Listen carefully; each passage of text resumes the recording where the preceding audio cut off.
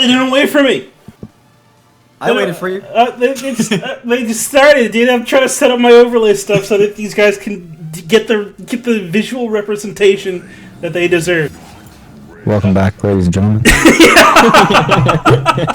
Alright, so we're going to have our second set of the night. It's going to be the Goofy Goobers versus the Elite 8. Do I even have these sides correct? Elite 8 has...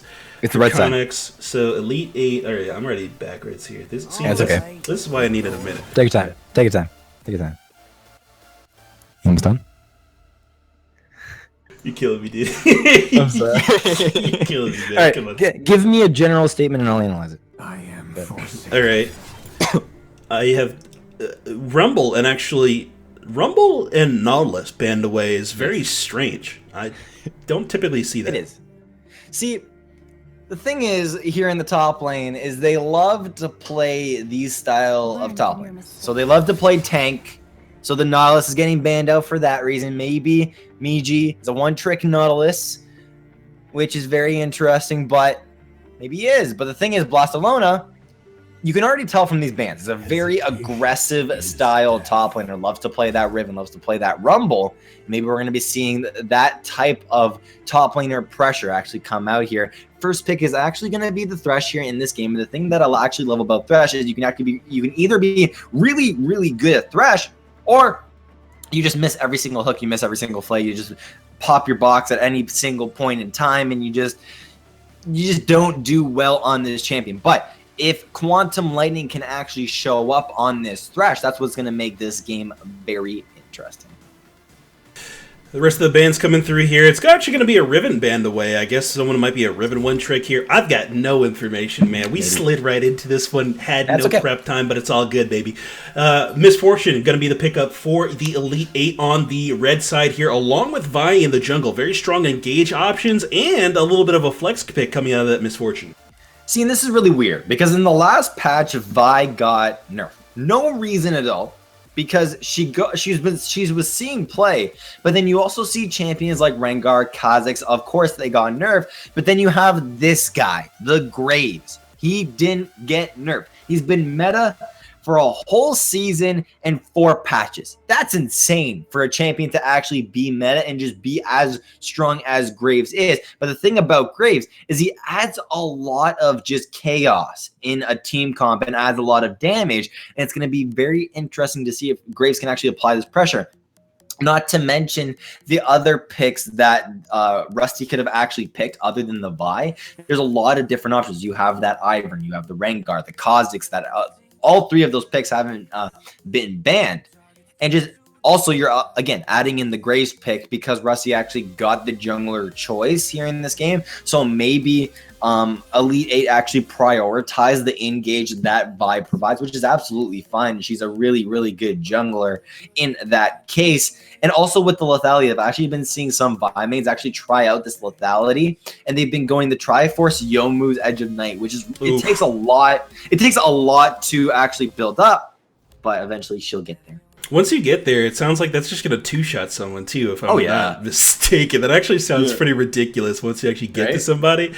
But these next picks going to be Ashe for the engage on the bottom side of the map. Once again, prioritizing those utility-style ADCs now that Varus is banned out. Corki going to be the pickup for Elite 8 alongside the Morgana as well.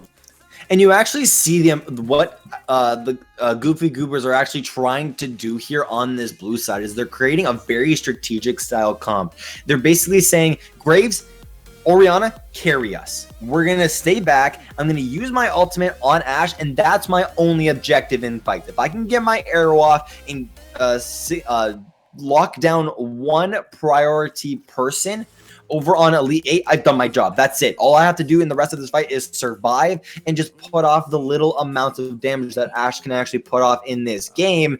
And she's allowed to do that with the amount of peel from the Thresh and the Maokai. But the thing is, we saw Orianna in the last series do amazing works, and we know the amount of damage that Orianna can actually do once she gets ahead, not to mention the Graves. If Graves just farms up, goes from lane to lane, just puts amazing map pressure that Graves usually does put.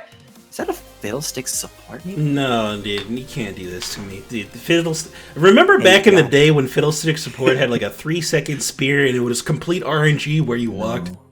No. So it's dark times, friends. As a looming cloud floats over the rift, Fiddlesticks has been picked. It's anyone's game now. I love how you're just like, I'm done with this game. You just hear like the headset being thrown on. I'm done. Yeah. Anyways, so this is a very interesting pick because who's going into the top lane? And we were talking a lot. This is a really big possibility. So we were talking a lot about. Okay, it's a placeholder. Never mind. All right, it was a placeholder. Okay. You know what? Reality has been restored. All is right in the world. It looks like we've not descended into madness. See, I thought that it was gonna be another type of IMT style draft where Huni actually picks up the Lucian to go into the top lane. I thought they were gonna be doing that exact same thing with the MF though. It wasn't the case, so don't worry about it. It was probably a placeholder. We are going to be seeing what champion in the top lane actually comes out from that fiddle, but we're going to have to see once they get back into champion select. Yeah, wait, was Camille left open during that champ select? Yes, it's been left open on all 3 games. Oh my goodness, dude. Is that a Camille placeholder? Maybe. That could be possible. It's a huge possibility. It's a huge possibility because Camille right now, okay, even though she got nerfed, again, I will touch on this. It wasn't where Riot actually needed to put her because you saw what nerfs they actually did to her the second part of her Q. Right. She was doing a little bit too much damage on that the true damage on the second part of the Q. So it went down from 100% or was it 80% or 100%? I can't remember. I think it was 100%.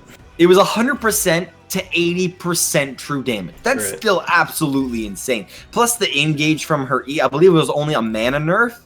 That's nothing because she still has incredible range on that thing. She can still escape very, very easily. It's actually going to be a Fiora here in this top lane. Yep. And it's actually, it's something that's actually been picked into the Maokai. And if played correctly, that Fiora can very easily win this lane matchup. But if not, Maokai will just get tanky. He'll just do Maokai style things and just get ahead, just peel for his team. And you also see, this is very interesting from Atlas. He actually opted to pick the MF here, and why MF is so strong right now is because of the lethality. And I actually had an MF ADC in my early game. She absolutely carried me, but just the amount of damage that MF can do with this lethality build is absolutely insane. And the thing is part of the frustration when you're in ADC facing that MF is it's not the ultimate a lot of the time. A lot of the time it's like she last hits a minion with double up and it happens to just path to you and it takes out 2/3 of your life and you're like, okay, that was real cool. That was real nice of you to do. And then she ulties and you're like, okay, yeah, that was great. Thanks for that, MF. I was yeah, you gotta have 2 hands in front of your face if you're actually gonna be facing MF, because otherwise you're just going to get completely obliterated. But let's talk about these team comps overall here. We've got the Maokai in the top lane facing Fiora. We actually just saw this matchup, and we saw that the team who had that Fiora, or had the Maokai, actually played that lane properly. They put the pressure up there. They made sure that they tried to get their Maokai ahead, but then the DC completely threw everything off kilter. Assuming that these guys know what's up, do you expect that same sort of play, or do you think that's going to be a completely different situation here?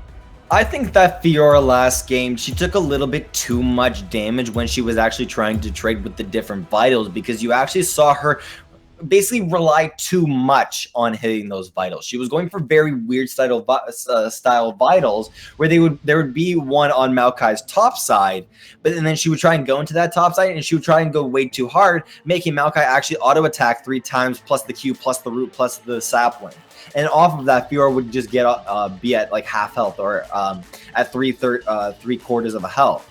And then off of that, slowly, that's where jungle pressure actually started to come in. This is where we're going to actually transition into the jungle matchup. We got the Graves versus the Vi. And the thing is, we actually see a lot from Graves nowadays. Well, they will farm up, but they will go into a lane only if it's 100% free.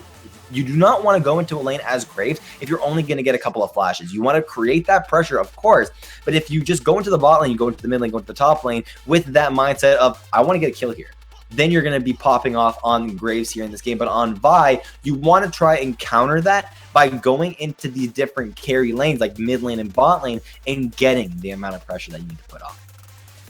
Stepping into the mid lane here, we got Orianna versus Corki, and Corki has actually continued to surprise me as I see him played more and more with just the amount of sheer damage that he can output in that role. We saw Oreo doing a fantastic job at playing that Orianna in the mid lane, so we've seen some of the extreme potential you see on the upper end of that bell curve when it comes to players knowing how to play this champion. Who do you think is going to come out on top in terms of this mid lane role? See, it's very interesting because as Corki, you have that exhaust. It's just basically a thing that you take on Corki mid lane nowadays. And the moment when I actually saw Corki become meta is when he can actually Valkyrie aggressively and still not get punished for actually doing that. So this is what's making Corki viable nowadays. So that if Orianna's ball isn't in the correct position, Corki can very easily Valkyrie in, use the Phosphorus Bomb, which is the Q, and then just dish out all of those auto attacks, making Corki's damage is absolutely immense. If Orianna actually tries to react to that aggression, then you have that Corki exhaust. So you actually time it so that when Orianna actually just tries to pull off maybe a QW combo, or even just that QR combo, that's when Corki can exhaust, doing a less damage, or making that Orianna do less damage. Going down to the bottom lane, we've got Ashe Thresh versus MF Morgana. I feel like Morgana is a crucial pick here. 100%, and why I feel like you say that is because of the amount of how immobile the blue side's bot lane is. You have that Ashe. If she gets caught out by a binding, that's when Misfortune just does that rain of bullets, and then she can follow that up with bullet time, and that can just do so much damage. Even though the Thresh does have that lantern for that disengage, it's not really a good combo to actually put with Ashe. Only if Thresh maybe lands a hook, but the thing is, against that Morgana, it's just not going to be effective. I apologize to the chat as I forgot to change scenes while I was trying to make myself an editor so I don't have to keep going back and forth between the official account for the channel and my own personal account, so I can actually chat in the chat as myself. I am very sorry that I just completely... Did you not change the overlay? Don't even worry, dude. Don't worry about it. Everything is under control. I'm a seasoned professional. Can we just give a clap in the chat? Look, dude, I'm holding up this scene so you guys get to look at this beautiful champ select that we saw before I actually switch us over to back to the waiting screen. Actually, if I can manage my keybinds now while I'm making this explanation. But yeah, did we get through all the picks and bans, dude? I'm lost now. I lost myself. We did. We're good. Okay, everybody. Enjoy some music. We'll be in the game in just a second, and I'll regain my composure. I apologize.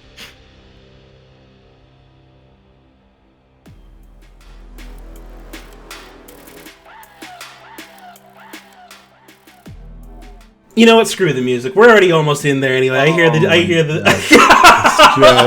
Right when you gave that outro, and then I heard the. I know. I'm falling apart here. Don't worry about it, man. Oh no. We're in game now. All right, do your little cool introduction. All right, dude. So on the blue side, we've got Goofy Goobers. Top lane is going to be played by Miji. It's going to be Maokai in the jungle. DJ Khaled Sextape.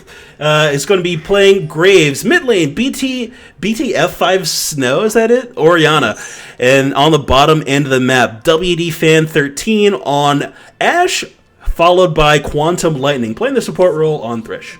Yeah, we are going to be seeing over on the red side. We got Elite 8. We have Blastona in the top lane. We have Rusty in the jungle. Dracoon in the mid lane. Atlas on ADC. And the Magic Conch on support. The only reason why I know how to pronounce that is because of SpongeBob.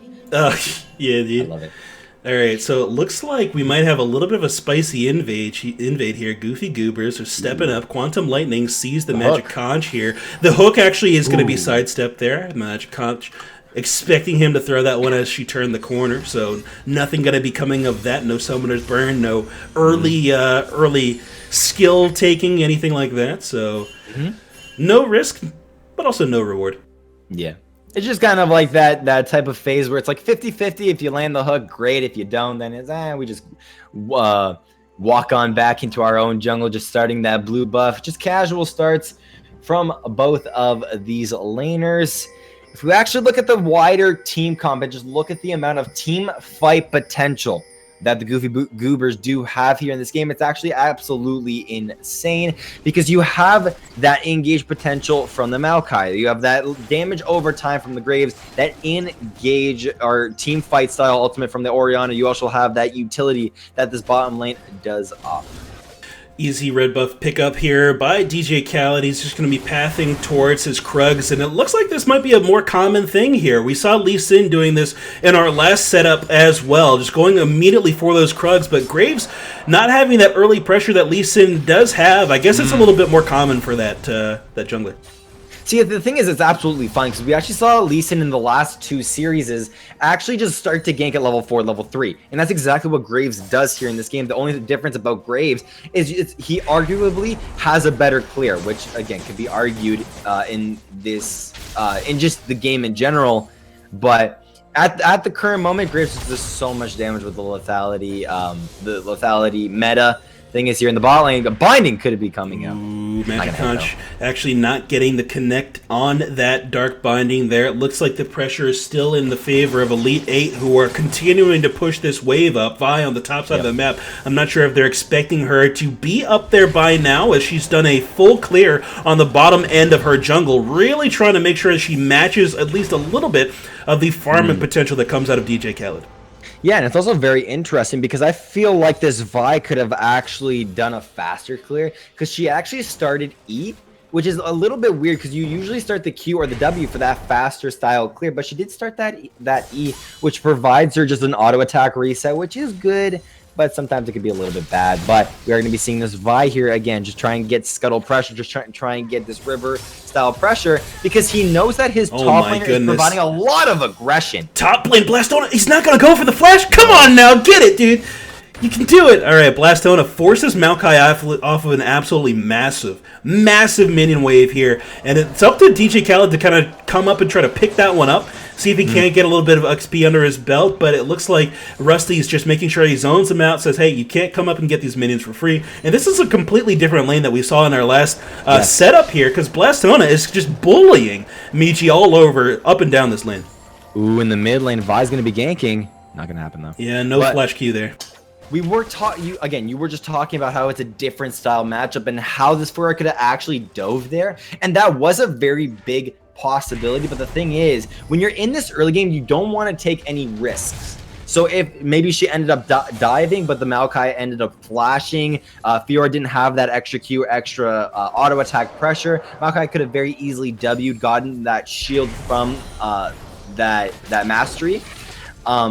But the thing is that since he was actually shoved out of lane, this gives Fiora a lot of lane pressure overall. But the thing is, that gave Maokai an extra Doran's ring, so he's going to be winning that trade in the top lane. And we are going to be noticing that for maybe the next 2 minutes until Fiora actually goes back to base and tries and get some items. But this leaves Maokai very vulnerable in his top side, because if you actually blow Maokai's flash and get him very low, he's going to be forced to go back to base. But the thing is, he's not going to have teleport to actually get back to lane, making Fiora's lead just a little bit better. Dark Patch is thrown down by Quantum Lightning. They actually get the hook down. No, it looks like the Magic Conch is going to flash away from this one. DJ Khaled throwing down a little bit of damage with the end of the line Q there from Graves, and just forces the rest of Elite 8 down into under their turret for safety. Yeah, and see, the thing is, when you do play Graves, it's either like you could have went for that bot lane gank, or you could have actually finished off your Krugs. It's very arguable. You can argue both ways, whether the gank pressure was actually really good, or if you just go for the Krugs, go for that race that is, or the Raptors that is actually going to be coming up. Maybe go into the river, try and get some dragon pressure, maybe some wards in that river to give your mid laner a little bit of freedom. Bot lane, all of these bindings coming out from the Magic Cons is absolutely beautiful. Binding does connect down there onto WD Fan, who is really feeling the hurt right now. Atlas not in a position to really step forward and get some of these double ups onto the face of that Ashe, but really you want to start seeing her do things like that. But Quantum Lightning's positioning in the lane really has a lot of threat right now, so I guess she doesn't really want to take that risk. Top lane, Blastona once again going 1v1 against Miji. Good root actually keeps him in place there. Bottom lane, DJ Khaled not able to find the connect on that death sentence yet again. Exhaust this time, drawn out by the squad of Elite 8. And they still stay alive, but they've got low mana bars and no... Well, they got one defensive summoner, just the heal. And this is also very interesting because, again, Graves just went for the Krugs and then immediately went to the bot lane in the top lane. Blastona, Grand Challenge thrown down. Ultimate from Miji's going to keep him alive a little bit longer. Denies the hit on his Vital. Actually denies it a second time by staying just barely out of that range. And survives the Grand Challenge. But once again, you're seeing Blastona just hold this amount of aggression, even being a Doran's item behind. Exactly, and that's exactly the point that I was going to make. Even though she is a Doran's item behind, she's still applying a lot of pressure. She's still almost 20 CS above this Maokai. She's going to be going back to base with an absolutely crazy gold lead. Going to be getting her items, maybe even the Tiamat. Once Fiora gets the 2 items, she gets that. I believe it's the Ravenous Hydra and one other item. I'm not too sure what it is, but once she gets her 2-item power spike, once she gets to that point, we've seen Fiora someday, even in the LCS, absolutely take over games, even just 1v3, 1v2, different style laners. If they actually do try and come and challenge her, she will be popping that Grand Challenge. I was actually kind of scared there because I heard that the Vi Q went off, and I don't know if it was in the mid lane. Oh, I don't know. The 2 items that I think that Fioras typically go for early on are a Tiamat into a Black Cleaver, and then you finish off into a Ravenous Hydra. Yeah. Because you need the mobility from Phage a lot of time, and you still want the wave clear.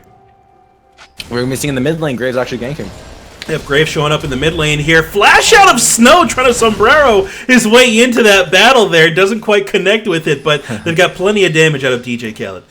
He tried to style, he tried to create that type of highlight, and we see that from a lot of Oriannas nowadays, where they will just keep the ball in their head, they'll press the R and then flash, and then that's when the shockwave can actually go off. But we're not going to be seeing that here in this game. But again, we were talking a lot about this Graves pressure here in this game.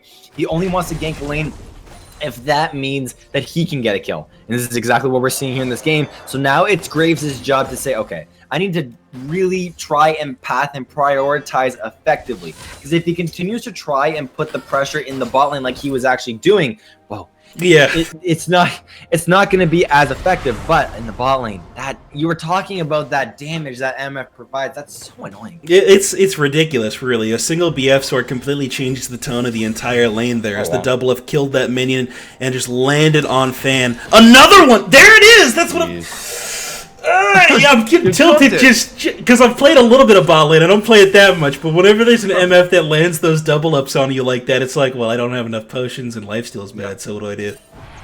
Not to mention the 10 CS lead actually coming out from this MF. She's actually being alone in the bot lane. Yeah, bottom lane Atlas looking for the damage. It's the package from Draconis. He actually gets stunned up under the turret thanks to the death sentence. Oh my goodness! The bullet time just takes out the Ashe there. WD Fan just with some poor positioning and nowhere to run actually gets cut off from any safe retreat path. This Corki has a huge package here in this bot lane. He's just going into this bot lane. He's using it to the max potential that you could actually use it. And now he's going to be going into this bot lane, actually trying to take that tower. He is going to be getting that first blood tower for his team. And you also see that Vi actually went to the mid lane, shoved it out completely, and is going to be going into the bot lane. Blastona again going to be landing all of the vitals that she needs to land. That timing on that riposte, this looks like a player who's played against too many Maokais already on the Fiora, because it is immediate the second the Q animation begins, and it is perfectly timed so they can get the return stun. Uh-oh, it looks like Quantum Lightning walks a little bit in the wrong place at the wrong time there. Gets taken out immediately as they perform a Fnatic Brush. Top lane, Blastona just puts this guy in a clinic. Miji has no chance in this 1v1 matchup. Look at the CS difference already. That's 40 CS lead. We were talking a lot about that and how it can actually make this style of an impact, and we're starting to see that in this game. And you're also seeing just the different calls actually coming out from the Elite Eight is absolutely insane and really, really good. But the thing is, they need this dragon. They're going to go for it. Oh my goodness. End of the line combined with the ultimate out of the Graves there is going to do the damage that they need. Wow, they ended up just picking up a clean kill off of Atlas and deterring the dragon take, and no downside there for them. Really good play coming out of the goofy Goobers. And we were talking a lot about that, of how this Graves does need to get around into these different lanes and just get one kill. Then once he gets one kill, he gets a second kill, and then that's when the Graves lead really starts to show the really big difference. We are going to be seeing that in this game as it goes on. But the thing is, Elite 8 getting a little bit too greedy in a sense in that ball lane. They got that one pick, but the thing is, what they could have fully done is back up, get the items that they need to get, and then go right into that Mountain Dragon. Got to be decisive on these calls, otherwise you open up the window for your enemy team to retaliate. Top lane, it looks like Blastona's just going to let that minion wave push towards him, and not out of fear, but opening up the area that they have to really start punishing this Maokai. Maokai realizes, hey, I don't want to be up in this lane that far. I'm just going to go back to base. No, he steps forward. He's actually just going to be zoned a little bit here. I would have based. How much money does he have? No, he's got no money. He's got to actually stay there. This is not good wave control by Miji here in the top lane. I know he tried to shove it out the best he could, but the thing is, this Fiora is just freezing this in this top lane, preventing the Maokai from actually getting CS and actually getting tanky here in the top lane. And this is exactly what Fiora wants to do. She wants to put Maokai in this position where he can just not farm anymore. And if Maokai does try and farm, we're going to be seeing a lot more engages actually come out from this Fiora. Fiora, like you said, just keeping this wave very close to her turret. Wants to make sure that not only does she stay safe, but like I was saying before, she has got the maximum potential to punish Maokai if he steps forward. A little bit of a cheeky engage in the jungle there as Quantum Lightning tries to go for a steal on this blue buff, which they have a slight amount of vision on. Top side a little bit of disrespect. Yeah, top side of the map. Once again, Blastona's getting this wave pushed out a little bit more here. Can Michi find some aggression back? Throws down the ultimate and looks for the damage as here comes Graves. They've got Blastona sectioned off away from the turret. Throws down the Grand Challenge and uses the movement speed to get back to Vi. Second one actually does not get any CC down on the riposte. Flash forward! No! They find the kill on DJ Khaled, but they actually trade 1 for 1 as Blastona goes down as well. Michi says, hey, I'm 45 behind, but you better not think for a second that I'm irrelevant in this game, because Maokai is just a ridiculously powerful champion. Maokai is still Maokai after all of just the amount of CS he's behind or items that he has. He does have that Bomby Cinder, so he does have that little bit of tank there in that top lane, just allowing to give his team that tankiness that they do need. Thing is, Graves did die. He had the 2 kills. A little bit of a shutdown actually going over to, I believe it was the Fiora there in that top lane. Or no, it was the Vi. Yeah, the Vi ended up getting that kill, which is really, really good for Vi, because you actually see the item pathing that she is going. And you see this from a lot of junglers nowadays, where they will just get the main jungle item. So she got that red smite, but then she didn't finish off the warrior. She's going right for that Triforce, and why I say that is because she actually got the Sheen, and she has the components for that Phage. Hook over the wall there does not connect to anything here, but DJ Khaled has the cutoff. No Ash Arrow even yet. Finally, they throw it down. It goes wide off of Atlas. It looks like these two are both doing bullet time. There's hella damage, but it looks like Quantum Lightning might be able to survive here. They do end up getting that kill. Package shot by Draconis picks up 1 kill on Thresh, 2nd kill on Graves, and now WD Fan runs from the hills, and Corky says, yes, tell the others. We were talking a lot about this Corky here in this mid lane. We actually weren't touching on it enough, because Corky's finally saying, hey guys, I'm relevant. I was 2-1 in the mid lane, now I'm 4-1, making my damage even just that much stronger. He's used his packages absolutely amazingly in this game, basically just zoning off the different members of Goofy Goobers here in this game. And now Corky's going to be transitioning his lead into these different lanes. He got a little bit of a lead mid lane, going to be going into that bot lane. He's now 4-1. Absolutely insane damage. Top lane, Blastona going aggressive again, but really knows when it's time to back off. Look at that reaction timing coming out of this Fiora player. Just making sure that not only does she dash backwards and pull this Maokai more towards the minions, but always having that riposte ready to just negate any sort of CC that does come out. And this is the difference between a really good Fiora player and a great Fiora player. And you're seeing this right here on Blastona. There's going to be an engage by Miji. Blastona, again, going to be just going in any chance that he can and just trying to put as much damage on this Maokai as possible. But again, the next kind of tower that Elite 8 is trying to look for in the next pick is actually this mid lane. They want to get this mid lane tower down. They want to get Corky into these other lanes to try and create that pressure. Another thing that we usually don't see. Wait, top lane Grand Challenge thrown down. Blastona is not afraid of this turret. They actually back off of that arcane smash. Blastona is dancing back and forth all over this Maokai with absolute precision. It's actually really scary. There it is, dude. God. You see that mess? Like, what is that? What is it, dude? Why is that allowed? And also, not to mention, There's only one lethality item in her kit. Yeah, There's dude. only that little serrated Dirk just sitting there with plus 10 lethality. You gotta be kidding me.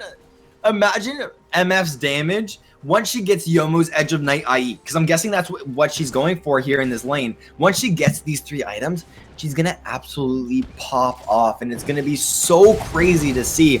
And it's a Goofy Goobers' job not to get hit by those different abilities that MF does have.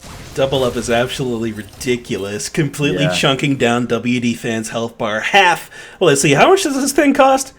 55 mana? That's pretty good. You know what? That's a pretty good purchase right there. Alright.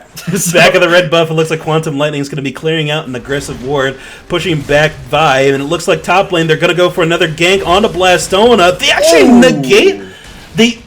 What? Really? Was that a prediction? What was that? That was really good. She just predicted... Oh, that was 2 abilities. It was too good. Okay, Orianna actually engaged on. Actually, just flashes out there. Just make sure that's why I got a little bit hyped. Yeah, that's all right. But looks like the Dragon's going to be the next target for them. Flay backwards onto Draconius. It looks like they won't actually finish the damage down on the Thrush support. And now the rest of Elite 8 are looking to get this early Earth Dragon. I'm actually surprised how well Blastone is playing this Fiora. It's ridiculous, man. We've been talking a lot about this Fiora in this game, but not to mention the rest of his team. You got the Vi there in the jungle going 1-0-1. We haven't seen a lot of pressure, but here in the top lane, there's a 2v1 fight. Yep, Blastona going aggressive yet again, taken down very low. So it looks like they don't want to stay around too long. Oh, Vital actually goes to go down, which means they go for an aggressive fight here, but can't quite find what they're looking for. Grand Challenge was popped as well, but they actually didn't get a single Vital out of it. Ooh, but the rest of her team is actually going to be following up here. Yeah, here comes Draconius. Can actually find what they're looking for. Flash, Volt Breaker into Assault and Battery, and they do pick up the kill there on Graves. Mid lane, BTFS, Snow does end up going down there off the back of the Morgana ulti there. Atlas actually helping pick up that kill. And here's the thing. You just got kills onto the 2 main carries of Goofy Goobers. This is not what you actually want to do if you are GG Goofy Goobers. But the thing is, you wanted to keep your carries back. You wanted to play a little bit passive, get kills on them when they are able to do that. But the thing is, you got Graves in that top lane getting picked off in the mid lane as well. Orianna going to be giving a kill over, I believe, to that Morgana there in that mid lane. But the thing is, it just doesn't look good when you are Goofy Goobers. Package available now for Draconius, and judging by how he's been using them for the rest of the game, he's hunting for a target as he approaches the mid lane. A little bit of farm picked up by Rusty here, who is doing a fantastic job of keeping that last heading up over this Graves, who's pretty much known for how well he farms his own jungle.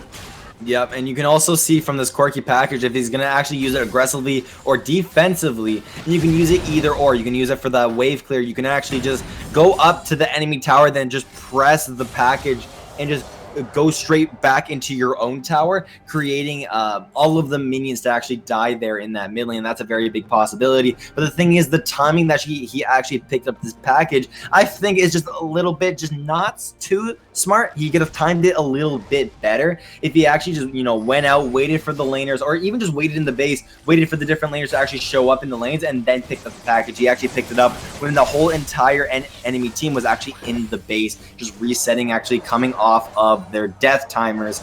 But here in this game, he's going to be not using that package after all. We're going to have to wait another couple of minutes until that thing's up. Death Sentence goes wide, but they still throw down the preemptive Black Shield on the Atlas, making sure he does not get caught up by the enemy team. Enchanted Crystal Arrow is available for WD fans, so they've got a lot of tools for the engage, and as well, with having the TP available for Miji, these guys have to be fishing for a fight here. They really want to get Miji out of this lane against Blastonia, who's really just been dominating him. Just look at that farm lead. Yeah, 100%. And basically, Maokai is one item off of actually getting out of this lane. And it is that, I believe it's the Spirit Visage that normally Maokai's actually do build on Maokai. And once you get that item, that's when you can finally start making an impact. Because right now, he's only really unaffected by the AD time. He's only unaffected by that AD damage. He has that extra wave clear that Sunfire Cape does offer him, but in order to get that full resistance, you do need that Spirit Visage. Top lane Blastonna is just positioning aggressively, making sure that Miji has no comfortable place to stand in this lane.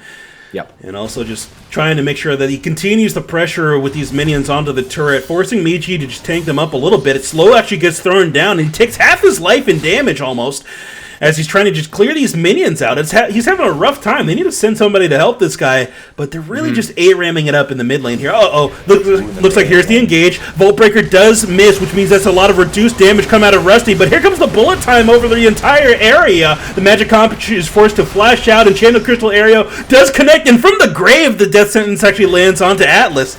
They still don't get a turret, though. The enemy team still does have some wave clear here. I don't know if they're actually going to be able to pick this one up. That's the Goofy Goobers still do have some substantial damage here with DJ Khaled, and if WD Fan is willing to step forward a little bit, no, they're not going to defend that one up.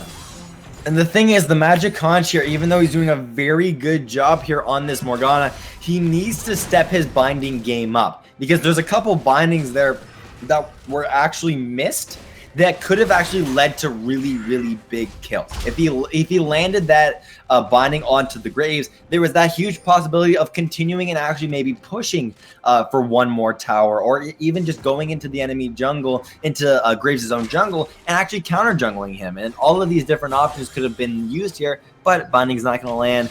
Morgan needs to definitely step her binding game up, but next dragon is going to be coming up in 46 seconds. It is going to be that Infernal Dragon, which both teams really do need here in this game. Blastonna in the top lane, opting to not sell that call for the additional gold to finish off the Ravenous Hydra. Still going to just sit on it, confident in their own ability to get CS and just get farm. Miji now getting 1v1 with that lifesteal. Blastonna is feeling a lot more comfortable now in this lane. Actually, Miji's doing a decent chunk back to her. This is a good window that Graves might be able to come up and gank this one out. Ward actually getting dropped in the river now as Blastonna knows that he's vulnerable. And it's also really cool to actually see the lane positioning from Blastonna here in this top lane, because you actually see her go aggressive until she pushes out a full entire lane of minions, and then she backs up until the point where Graves really just doesn't see her, even just not even counting that ward that he actually put to maybe see if Blastonna could actually spot him out. But also, you see the Graves in the top lane. Now the rest of the red team is going to be going for this dragon. They are going to be getting that Infernal Dragon. They have 11 kills to the 5, 3 towers to 2, plus an Infernal Dragon, plus a mountain. And sitting here at roughly the 24-minute mark, we've got roughly a 6k gold lead on the Elite 8 as well. So these guys sitting on this advantage, and a lot of it stemming it from Blastonna in the top lane and Corki in the mid. They've got two very high scaling champions to really play around here, and a lot of potential to go for some of these neutral objectives. I think that Baron pretty soon here is a huge possibility for the Elite 8. And you can also see what the Elite 8 is actually doing here in this game to build their lead up. They've already taken the 3 towers that they need to take. Now they're just going for any objective that they can really try and get. And they are actually trying to group into this mid lane, which isn't too smart, but is actually smart for the time being, mainly because they're waiting for their Fiora to actually go into the top lane, create more pressure. Once they send 2 or more members up into the top lane to actually try and deal with this Fiora, that's when the Elite 8 actually go either into the mid lane or to the bot lane to try and get a tower, or maybe even some picks off of the rotation that the Goobers do try and do here in this game. Rusty may be getting caught out, not going to happen. Yep, Goofy Goobers now in dire straits as Blastonna is sitting so much gold over Maokai here. Miji having a hard time in the lane. Actually a 3k gold difference thanks to the 100 farm that is between these two guys. Miji trying to knock back Blastonna as well as possible, but the snare up is not going to be even enough. And between this Ravenous Hydra and the red buff regen, the Aura's going to be full health again in no time flat. Miji pinging that he needs help to keep this turret alive, because there's no way that he can just contest this Fiora 1v1 alone. And this is exactly what they don't need. They don't want to send more than 2 members up into the top lane, because once they do that, that's when the Elite 8 actually go and strike into these different lanes. It's actually a beautiful setup. They're setting a 1-3-1 up here in this game, allowing just 3 carries in the mid lane, allowing that Corki as well going into the bot lane. He has a lot of escape, so he's very able to do that. You see, again, the Ashe and the Graves are in the bot lane, but this is the point when you actually see the Elite 8. Where do they actually try and prioritize? Do they actually just rotate all up into the top lane, just allow to put all of their carries into the top lane, try and get this turret? This Baron, again, is also very, very dark. So they do want to try and get some wards into the blue, Goofy Goobers' blue side jungle. Once they do that, then the possibility of Baron actually does come up. They do also, again, have that Mountain Dragon.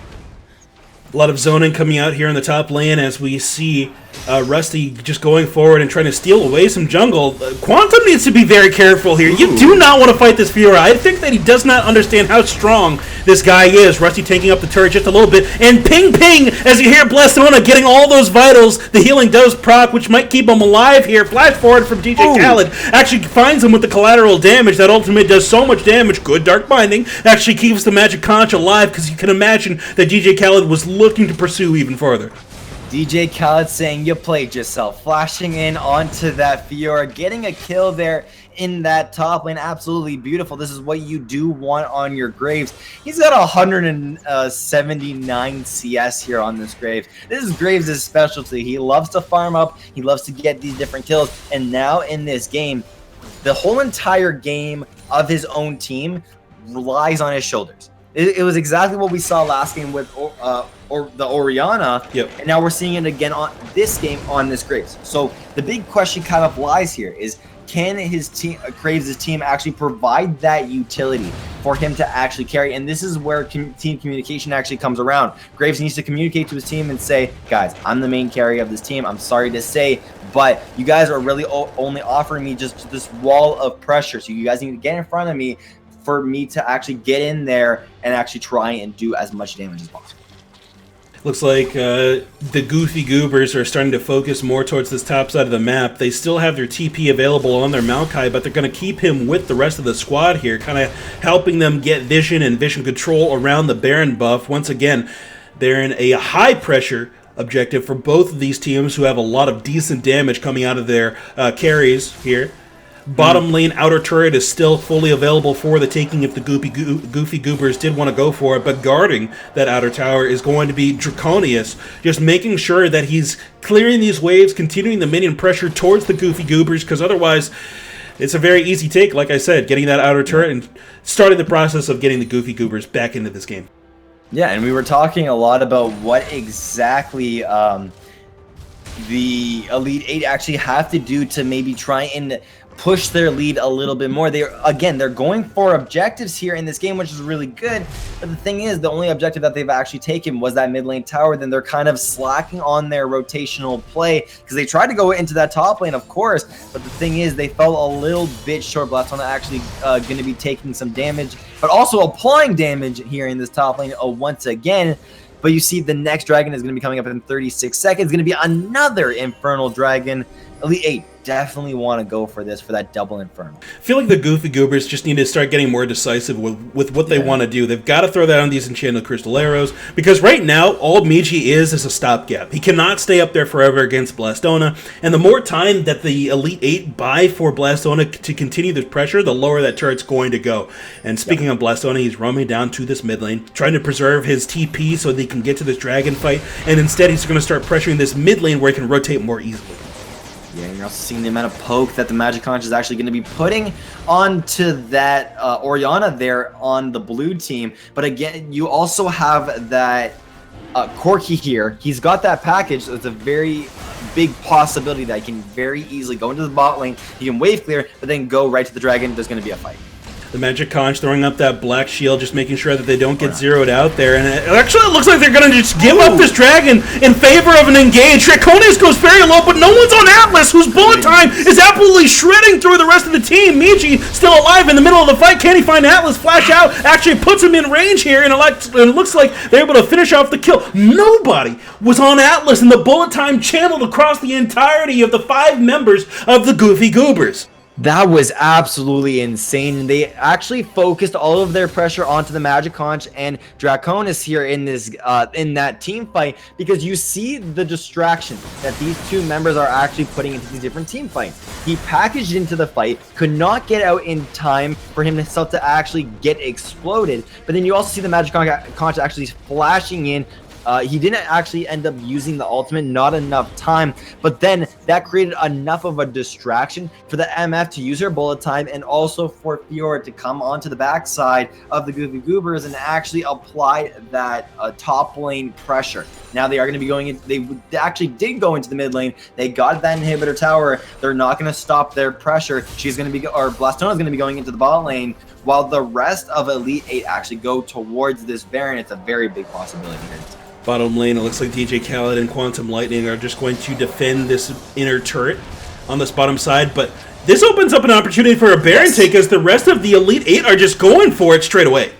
Yeah, and you actually see the amount of ward coverage that Goofy Goobers has here on this Baron, and it's actually non-existent. They cannot go anywhere near this Baron, and Blastone has done an amazing job of actually creating that distraction in that bottom lane, allowing the rest of her team to actually go towards that Baron, get that pushing pressure, because once they get that, then they can go into the top lane, they can finally get that last tower, and then they can just push into the top lane, get the final, or that inhibitor, and then that's where just hell breaks loose, as they say. With no pressure on the Baron anymore, Blastona feels comfortable burning the TP to get quickly down into the bottom lane and start matching the pressure that the rest of the Elite 8 are pushing up in the top side. They're really trying to get this 4-1 or 3-1-1, whatever kind of split push they're trying to get down here going. Mid lane inhibitor's already down, so super minions are pushing up into the base there. Draconius trying to just usher those in as quickly as possible. Bottom lane, DJ Khaled's sex tape is getting chased down by Blastona. He's just getting absolutely run down here. Flash over the corner of the inhibitor, actually closes the gap there and gets the kill on a DJ Khaled. And the Goofy Goobers need that damage to do anything in these team fights. They need it as much as they can grab. Blastona in the bottom lane now might be able to pick up this inhibitor for free with the help of Draconius. And we were talking a lot about this Graves and how he needs to carry, and the thing is, he's died twice in the past 10 minutes, which means the carry potential is kind of gone here in this game. Blastona basically just diving all of the towers, just trying to get as much damage here. He is going to be getting that GA popped, but the rest of his team is going to be doing a lot across the map. Flash out from Ashe actually isn't going to do anything there as the Dark Binding does connect. Blastona is actually looking to skate his way out of this one. I don't think he can do it, but it might be a possibility as they actually get away from the death sentence. Blastona with that grievous wounds is still applied there. Hard for him to heal up, but he's still got the potential to pop off with the amount of lifesteal that he's got. Free inhibitor on the bottom lane as super minions with Baron buffs start flooding into the enemy base. The Goofy Goobers are in a desperate time here as they have to both clear these minions out and try to stop the enemy team from healing up and approaching this last Nexus turret. I'm not sure if they can actually do anything here as the Magic Conch lands another Dark Binding onto Meiji. Command attack and dissonance actually doesn't do too much here as the ultimate from Orianna gets thrown down. Blastona is still alive though. They actually get the ultimate finished up by Fiora with her healing is going to get thrown down. Ashero comes out late, connects with Atlas, but it's not going to be enough. The last auto attacks go down on the Goofy Goobers Nexus, and it's going to be the Elite 8 taking game 1 of our 2-game set. That was absolutely an insane showing by the Elite 8. Definitely shown that they have the competition and the amount of players and the amount of skill to show up against the Goofy Goobers here in this series. So that was game 1 of Elite 8 against the Goofy Goobers. We saw top lane Blastona really strutting that prowess on that Fiora. You gotta imagine that's gonna be a ban now against Meiji, who just couldn't get a firm grasp on anywhere in the lane there. The Fiora just dashing in and out, getting the vital procs and applying so much true damage and getting healing back. Yep. But there were some fantastic plays that came out of both teams here. If you had to give an MVP, who would it be? Okay, I want to give credit to Blastona. We've been talking a lot about this guy this whole entire game. The thing is, the rest of his team as well did a really good job. Like, I don't want to say that Fiora 1v9 carried this game, but the thing is, the rest of her team allowed her to do that. So, okay, I am going to give it to the Fiora, but I just want to say that the rest of Elite 8 did a really good job. Fantastic play coming out of these guys here as I